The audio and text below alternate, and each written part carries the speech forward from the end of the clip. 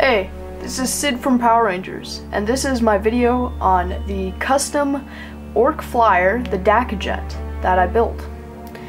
So, what I customized on this, as you can probably see and have noticed, is that it has two wings. I did like the old World War I plane idea, like the two wings, how it's like that.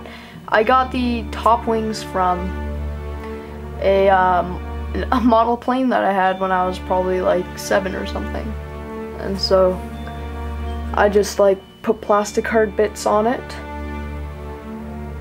and yeah, to make it look more orky. I actually bought this model used, so it's partially assembled.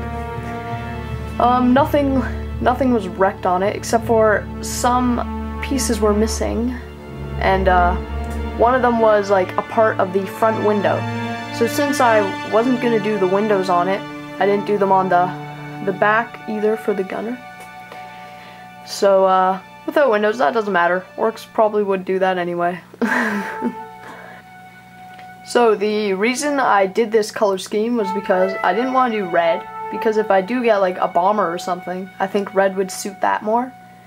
And the reason I did this black was because when I got the White Dwarf book that had all the flyers in it, the Dakka-Jet there was painted with black with a dry brush of silver or gray, and I really liked how it looked. So I was inspired by that and took note of some stuff on it, how the guns were painted, and so I tried to put my own spin on it, and dry brushing it was actually pretty easy. The look came out like very good. I'm really proud of how I painted this model. Some very nice details I did on it was, if you look on the back, so one of the cool paint things I did on this were checkers. I achieved that look by putting dots and then following the dots as like a guide.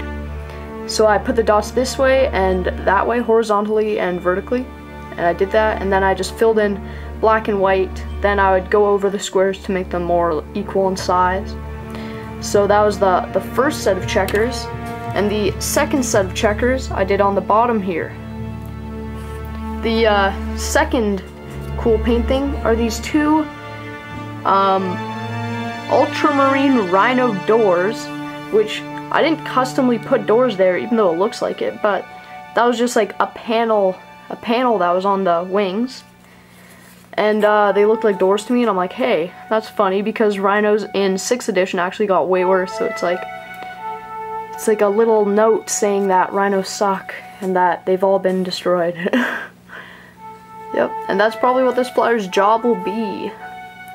I got it for my orc army to help out shooting, because I'm probably going to be playing like, I don't know, 120 orc boys, which are good for combat and good for swarming, but I needed shooting.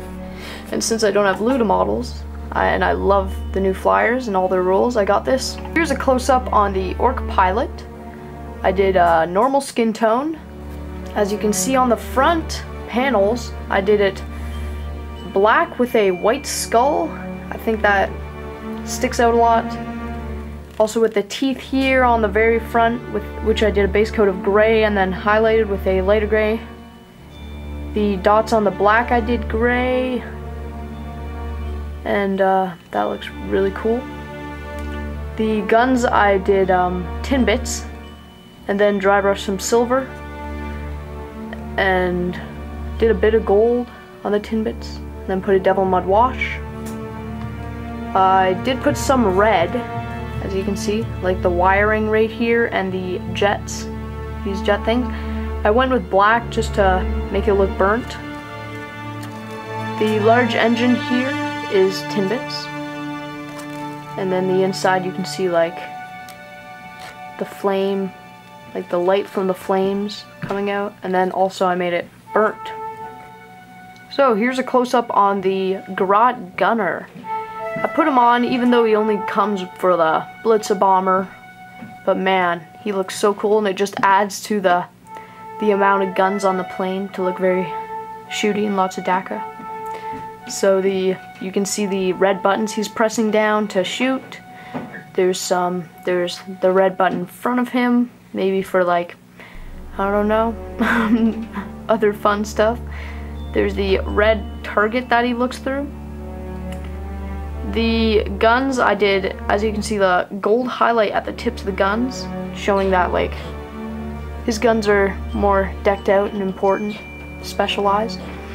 So that's done for the Dakka-Jet, but I also want to show you the base I did.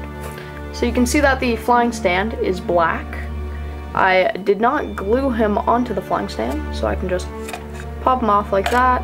You can see how the flying stand fits in, and you can see that the undersides of these rhino things are also blue, just to make it look like the full door was welded in. I put some hints of tin bits and silver.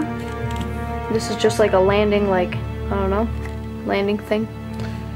And here's, I love this gun at the back, so that when it flies past another flyer or something, can shoot at him. It's really cool. I was wondering where that other gun went, because I only see one at the front of the mouth here, so that's funny. So now for the base. So the base, we just got some new basing material that was brown, so I did that, and I love these rocks. These gray rocks here are made of cork. There's a bit of press board that is also painted there. I used some flocking, and these tufts of grass are there.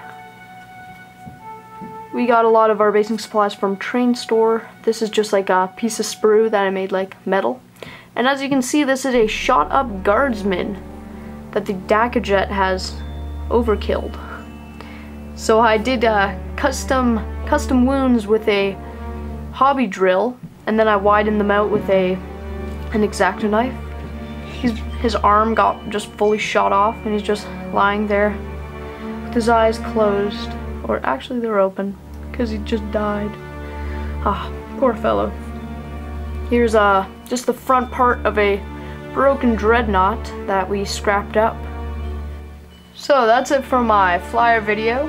If you want to see a game in which I use this, you can click wherever that annotation pops up on the screen. And I'd like to remind you that if you like this video, thumbs it up and share it with your friends. And it would be great if you guys could subscribe to Power Rangers. If you want to message us for a commission project, email us at www.powerrangerpainting@hotmail.com.